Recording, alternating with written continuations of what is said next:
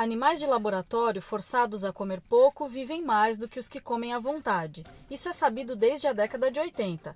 Outro fato conhecido é que doenças neurológicas como Parkinson e Alzheimer têm relação com um mecanismo cerebral chamado excitotoxicidade. A excitotoxicidade prejudica o cérebro por causar a morte de neurônios. Agora, pesquisadores da USP descobriram que a restrição de calorias na dieta protege o cérebro de camundongos da morte de neurônios causada por esse processo. Os resultados estão na edição de 13 de setembro da revista Aging Cell. Os bioquímicos Inácio Amigo e Alicia Kowaltowski descobriram também como é que a proteção acontece. Então, a gente estava estudando o efeito da restrição calórica sobre um fenômeno chamado excitotoxicidade. É uma condição que acompanha algumas patologias cerebrais, na qual o que acontece é que você tem uma superativação de alguns receptores nos neurônios.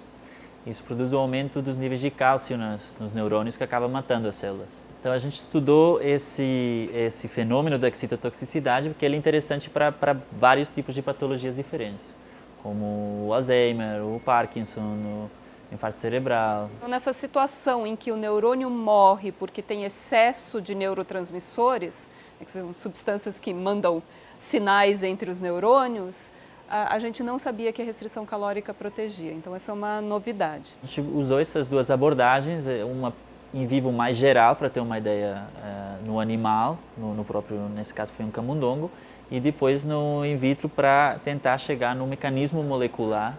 Uma vez a gente tinha confirmado que a restrição calórica protegia frente à excitotoxicidade, para entender melhor o mecanismo, a gente foi para esse modelo in vitro, que no caso a gente usou ratos. E o que o Inácio descobriu, na verdade, é que a mitocôndria da célula dos animais em restrição calórica consegue captar mais cálcio, segurar mais cálcio do que a mitocôndria da célula do animal que não está em restrição calórica.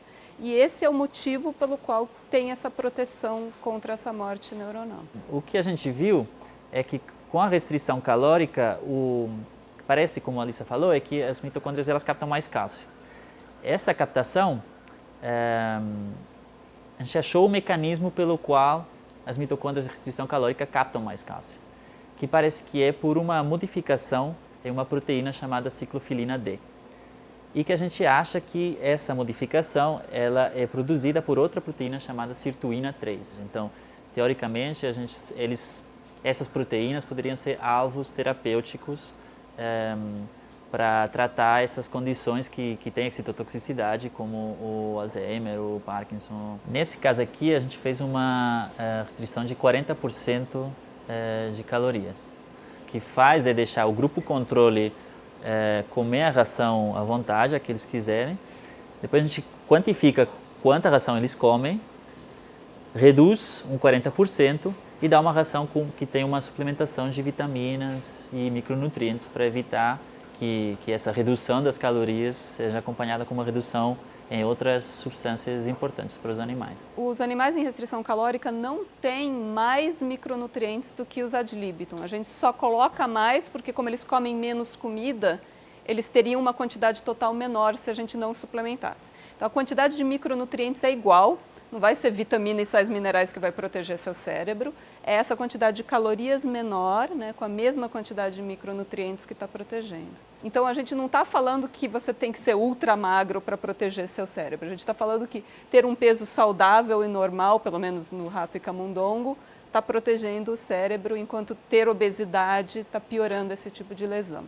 Mas isso aqui é ciência básica, então isso aí seria outro passo à frente, outra etapa.